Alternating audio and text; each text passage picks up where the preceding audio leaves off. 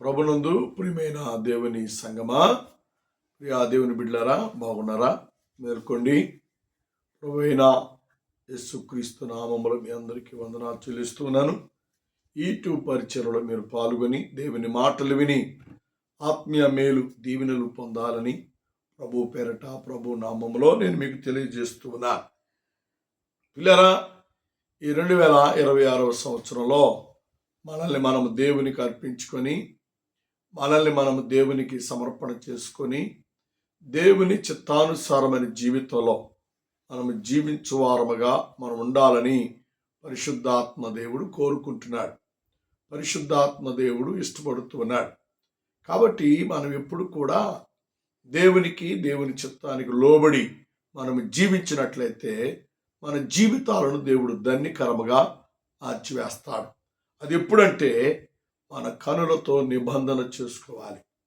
వ్యర్థమైనవి చూడకుండా, పనికిమాలినవి చూడకుండా, సాతాను సంబంధమైనవి చూడకుండా మనము దేవుని కొరకు జీవించువారముగా, వాక్యానుసారమైన జీవితంలో మన జీవితాన్ని కొనసాగించే వారముగా మనం ఉంటే పరిశుద్ధాత్మ దేవుడు మనల్ని బలపరిచి నడిపిస్తాడు అని దేవుని వాక్యము ద్వారా దేవుడు మనకు జ్ఞాపకం చేస్తున్నాడు. పిల్లరా, దేవుని యొక్క ఉద్దేశం ఏంటి అంటే, తన పోలికలో ఉన్నటువంటి మానవుడు, తన స్వరూపముతో ఉన్నటువంటి మానవుడు, తన స్వహస్తాలతో నిర్మాణం చేయబడిన మానవుడు నశించిపోవటం దేవునికి ఇష్టం కాదు. పాపములో మరణించటం దేవునికి ఇష్టం కాదు. అందుకనే పిల్లరా, మన దేవుడు మనకు ప్రత్యక్షమయ్యి కనపడే దేవుడు. పిల్లరా, మన దేవుడు మనల్ని చూచే దేవుడు. దేవునికి మహిమ ఘనత కలుగును గాక. 115వ కీర్తనలో సెలవిచ్చినట్లుగా మన దేవుడు చేతి పని కాదండి.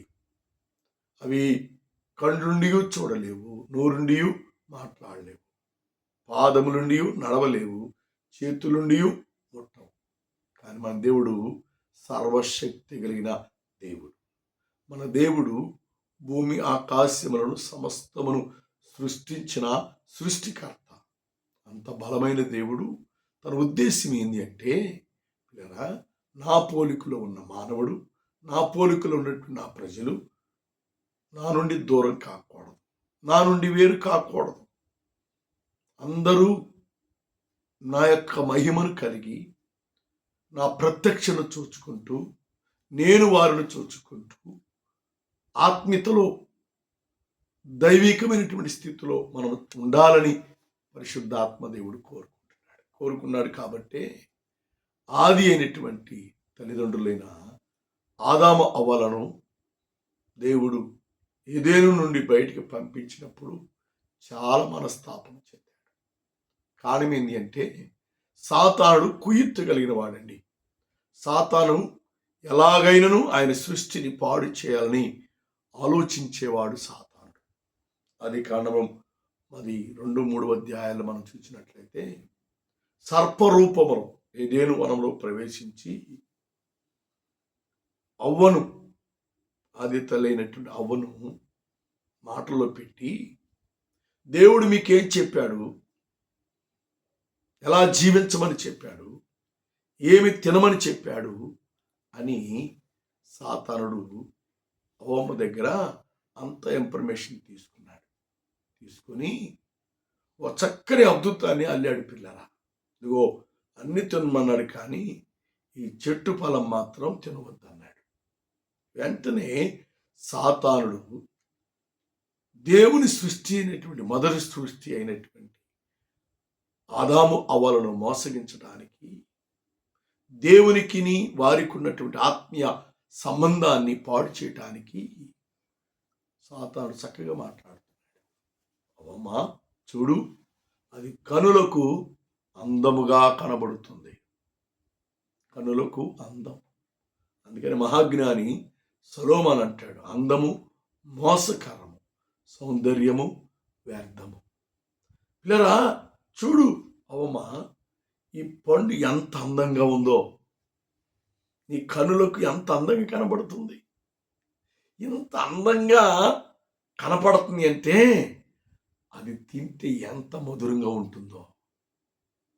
అది తింటే ఎంత తృప్తిగా ఉంటుందో అని పిల్లరా ఆది తల్లిదండ్రులైనటువంటి అవ్వమ్మ తల్లిని సాతాడు మోసగించాడు. ఇంకొక ఆశ పెట్టాడండి, మీరు తింటే ఈ ఫలము తిన్న దినాన మీరు దేవుని అంతటి వారు అవుతారు అని తినొద్దన్నాడు. ఎంత భయంకరమైనటువంటి అబద్ధాలండి కదా. దేవుడు చెప్పాడు అన్ని తినండి, కానీ ఫలం మాత్రం తినొద్దు. దేవుని మాటను ఆది తల్లినటువంటి అవ్వ త్రోసిబుచ్చి సాతాను మాటకు తలవగ్గి, ఏమండి, అది కనులకు అందముగా ఒక్కోసారి ఒక్కో పరిస్థితుల్లో నీ కళ్ళే నిన్ను మోసం చేస్తాయి. నీ కళ్ళే నిన్ను ఏం చేస్తాయి? పాపం వైపు పడవేస్తాయి. నీ కనులే నిన్ను మా శాపానికి తీసుకెళ్ళిపోతా ఉంటాయి. అందుకని లోకములో ఉన్నదంతయు నేత్రాశ. పిల్లరా, అది తండ్రి వల్ల పుట్టినది కాదు, అది కేవలము సాతాను వల్ల పుట్టినది. అందుకని మోషే భక్తుని అహరోనును దేవుడు ఏర్పాటు చేసుకుని గర్విష్ఠైనటువంటి ఫరోతో మీరు మాట్లాడాలి, ఐగుప్తు మీదకు నేను తెగుళ్ళు రోగాన్ని పంపిస్తున్నాను అని మాట్లాడి దేవుడు హెచ్చరిక చేస్తున్నాడు. పిల్లల, ఎన్ని మారులు గద్దించినను, ఎన్ని మారులు హెచ్చరించినను, ఎన్ని మారులు దేవుడు నీతో వాక్యము ద్వారా మాట్లాడుతున్నాను, వినకపోతే విననొల్లని ప్రజలకు శ్రమ అని దేవుని వాక్యము ద్వారా దేవుడు మనకు జ్ఞాపకం చేస్తున్నాడు.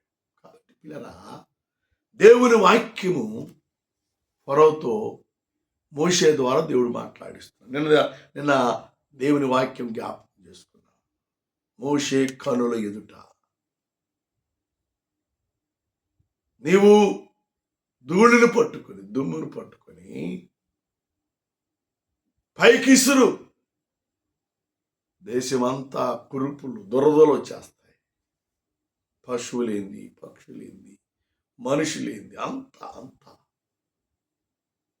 పిల్లరా, ఆ గొప్ప అద్భుతాన్ని కనులారా ఫరో చూచి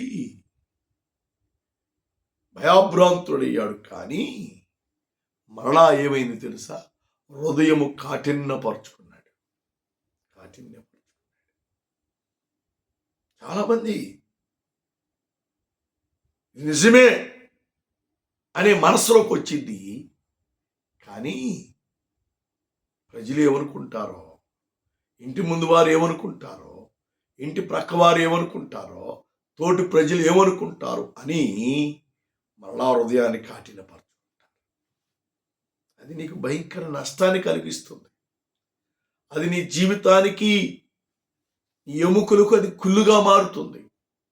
అలా ఉండవద్దు అని దేవుని వాక్యము ద్వారా దేవుడు మాట్లాడుతున్నాడు. చూడండి, ఈ నిర్మాకాండం 10వ అధ్యాయం 3వ వచనంలో మనం గమనం చేస్తే దేవుడు చాలా శ్రేష్టమైన మాటను మోషేకును అహరోనుకు దేవుడు తెలియజేస్తున్నాడు. కాబట్టి మోషే అహరోనులు ఫరో యొద్దకు వెళ్ళి అతన్ని చూచి ఇలాగూ చెప్పిరి. ఏం చెప్పారు? ఫరో, దేవుడు ఇంకొక అవకాశం నీకు ఇస్తున్నాడు. నువ్వు కనులారా చూచి, అతను చూచి ఈ మాట చెప్పమని అహరోనుకు మోషేకు దేవుడు తెలియజేస్తున్నాడు. పిల్లరా, ఫరోను చూచి వారు చక్కగా మాట్లాడుతున్నారు. ఇప్పుడైనను దేవుని ప్రజలనబడినటువంటి హెబ్రీయులను, ఇజ్రాయేలును బయటికి పంపించి, లేకపోతే ఈసారి భయంకర ఉగ్రత రాబోతా ఉంది. అదేంటి అంటే మిడతల దండును పంపిస్తున్నాడు. అంతకు మునుపు ఎన్నడూ మిడతల దండు లేవు. ఆనాటి నుండి ఈ రోజు వరకు కూడా అలాంటి మిడతల దండు లేదు. ఆ మిడతల యొక్క రెక్క తగిలితే బ్లేడు వలె కోసుకుపోతుంది. అది తగిలిన వారు రక్తమును కార్చువారై ఉంటారు. అది చెయ్యి తగిలితే చెయ్య, కాలుకు తగిలితే కాలు, ఈపికి తగిలితే ఈపి, ముఖాన్ని తగిలితే ఎక్కడ తగిలితే అక్కడ మిడతల యొక్క రెక్కల చేత పశువులేమి, జంతువులేమి, మనుషులేమి గాయపరచబడుతున్నారు. ఆ ఉగ్రతను ఫరో నీవును దేశం మీదకి రాకుండా ఉండాలి అంటే దేవుని చిత్తానికి నువ్వు భయపడు, దేవుని మాటకు భయపడు. ఆయన ప్రజలను బడినటువంటి ఇజ్రాయేలును నువ్వు తక్కువ చేసి చూస్తున్నావు. నీ ప్రవర్తన వల్ల వారు నలిగిపోతున్నారు. నీ ఆలోచన వల్ల వారు కృంగిపోతున్నారు. నీ క్రింద బానిసత్వంలో బ్రతకటం దేవుడైన యెహోవాకు ఇష్టములే. కాబట్టి ఈ మిడతల దండు రాకమునిపే నీ మనస్సు మార్చుకోమని దేవుడైన యెహోవా మోషే ద్వారా, అహరోనుల ద్వారా దేవుడు మాట్లాడుతున్నాడు. కాబట్టి మనము దేవుని చిత్తానికి లోబడి, దేవుని వాక్యానికి లోబడి, దేవుని కలిగి నువ్వు జీవించినట్లయితే రాబోయే ఉగ్రతను రానివ్వకుండా దేవుడు నిన్ను కాపాడతాడు. రాబోయే శ్రమలను రాకుండా ఆయన నిన్ను సంరక్షిస్తాడు. రాబోయే ఉపద్రవం రాకుండా ఆయన రెక్కలతో నిన్ను కప్పుతాడు. ఆయన వైపు నువ్వు చూచి నీ మనసు మార్చుకో. సహోదరా, సహోదరి, చేతులు జోడించి మనం చేస్తున్నాను. ఫరో లాంటి కఠినమైన హృదయం నువ్వు కలిగి ఉన్నావా? దేవుని చూచి విశ్వసించలేకపోతున్నావా? దేవుని వాక్యమును చదువుతూ దేవుని హృదయంలో చేర్చుకోలేకపోతున్నావా? కాఠిన్యమైనటువంటి హృదయం కలిగి ఉంటే ఫరో ఎదుట దేవుడు ఎన్నో అద్భుత కార్యాలు చేస్తున్నట్లుగా నీ ఎదుట దేవుని కార్యాలు కనబడుతూ ఉన్నాయి. కానీ చోట్ల చూచి కూడా చూడనట్టుగా నీ జీవితాన్ని మోసపరుచుకుంటున్నావు.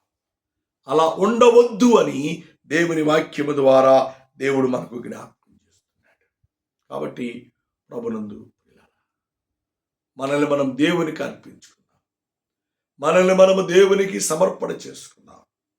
దేవుని చిత్తానుసారమైన జీవితంలో మనము జీవించినట్లుగా మనము దేవుని చూద్దాం. దేవుని వాక్యాన్ని చూద్దాం, భక్తిని చూద్దాం, ప్రార్థన జీవితాన్ని చూద్దాం, విశ్వాస జీవితాన్ని చూద్దాం.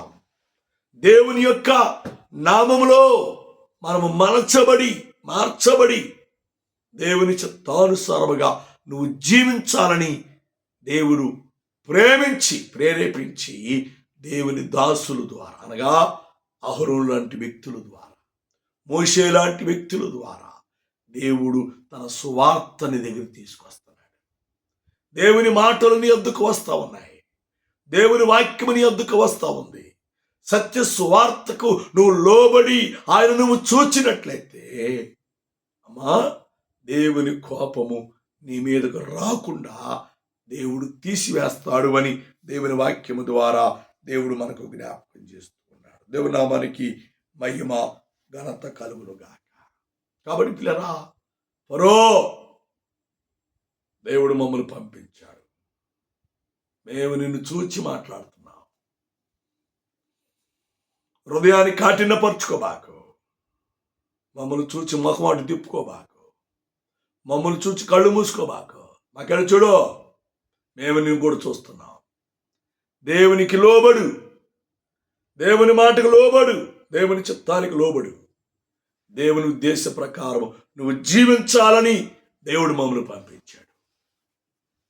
నిన్ను సంహరించడం, నిన్ను మొత్తడం దేవునికి పెద్ద పని కాదు. కానీ ఆయన ఎవరిని శిక్షించడు, ఎవరిని ఆయన మొత్తడు పిల్లరా.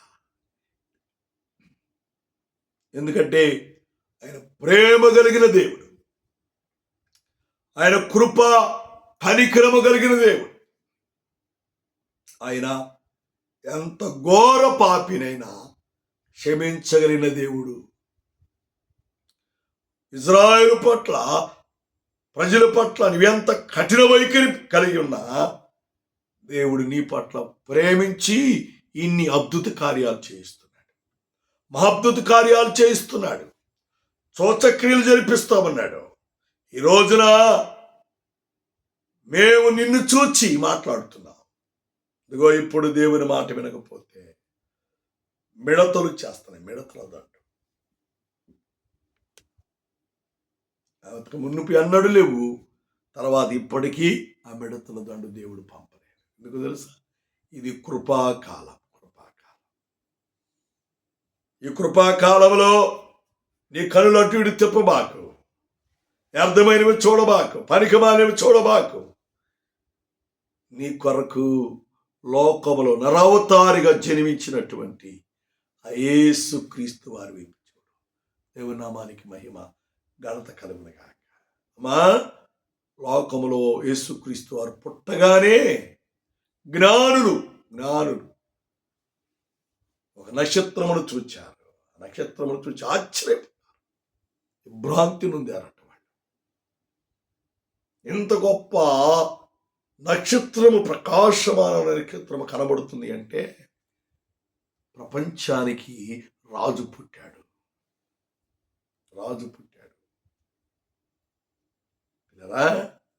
వారు రాజు పుట్టారని అనుకొని కూర్చున్నది, కానీ ఆ నక్షత్రమును పరిశోధన చేయటానికి చూస్తున్నారు.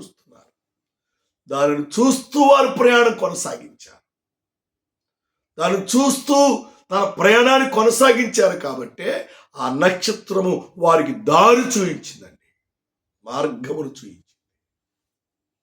నువ్వు కూడా యేసయ్యను చూస్తే జీవము కలిగిన మార్గాన్ని చూపిస్తుంది, పర సంబంధమైన మార్గాన్ని చూపిస్తుంది, పరలోక సంబంధమైన మార్గాన్ని దేవుడు మనకు చూపిస్తాడు. జ్ఞానులు ఆ నక్షత్రమును చూచుకుంటూ ప్రయాణం చేశారు. ఆ నక్షత్రము యేసు క్రీస్తు వారు పుట్టిన స్థలంలోకి వెళ్ళి నిలిచిందండి. సరే, నువ్వు యేసయ్యను చూస్తే నీ ప్రకాశమానమైనటువంటి మార్గములో దేవుని నడిపిస్తాడు. పాపము లేని మార్గములో దేవుని నడిపిస్తాడు. పరిశుద్ధమైన మార్గములో దేవుని నడిపిస్తాడు. నిత్య జీవమునకు పోయే మార్గమును దేవుడు నీకు చూపిస్తాడు. నీ మూర్ఖత్వాన్ని, నీ క్రోధాన్ని, మదమాశ్చర్యములను తీసిపారవేయి. జీవము కలిగిన దేవుడు మమ్మలను నీ యొద్దకు పంపించాడు. పంపించి దేవుడు చెప్పిన మాట, అతనిని చూచి ఎవరిని? ఫరోను చూచి. చెప్పండి, చాలా జాగ్రత్త అండి. అమ్మా, దేవుడు తన వాక్యము ద్వారా నీతో కూడా మాట్లాడుతున్నాడు, నిన్ను హెచ్చరిక చేస్తూ ఉన్నాడు. నీ బిడ్డలను, నీ భర్తను, నీ భార్యను దేవుడు మేలుకొల్పుతానికే యూట్యూబ్ పరిచర్య, మొబైల్ పరిచర్యను దేవుడు మీకు ఇచ్చాడు. ఇప్పుడైనను మీ గర్వ స్వభావాన్ని తీసివేయండి. అటు ఇటు చూచేటువంటి చూపులు మార్చుకోండి. పాపపు చూపు, వ్యర్థమైన చూపు, పరిగమాల చూపు, దౌర్భాగ్యమైన చూపు తీసివేసుకోండి.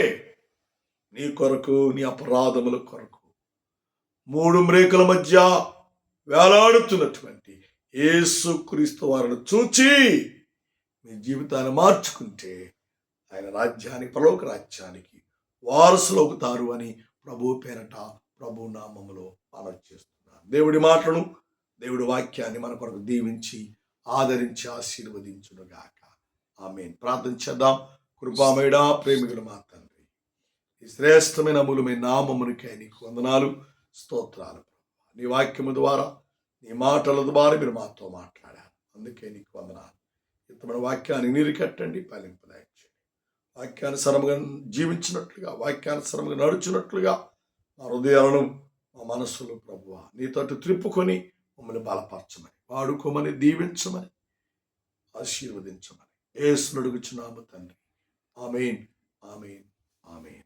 పిల్లరా, దయచేసి మన సంఘాల కొరకు, పరిచర్య కొరకు ప్రార్థించండి. మన సంఘాలను, పరిచర్యను దేవుడు గొప్పగా దీవించినట్లుగా, మన సంఘాలు మన పరిచర్య వృద్ధిపరుచున్నట్లుగా, అనేక ఆత్మలను దేవుడు నడిపించినట్లుగా, అనేక ఆత్మలను దేవుడు తీసుకుని వచ్చినట్లుగా, పరిశుద్ధాత్మ దేవుడే మన మధ్య నుండి గొప్ప కార్యాలు దేవుడు జరిగించి దేవుడు సహాయం చేయనట్లుగా మీరందరూ ప్రార్థించండి. ఈరోజు శుక్రవారం మరి చర్చిలో 10 గంటల నుండి ఉపవాస ప్రార్థన ఉంటుంది, పాల్గొనండి.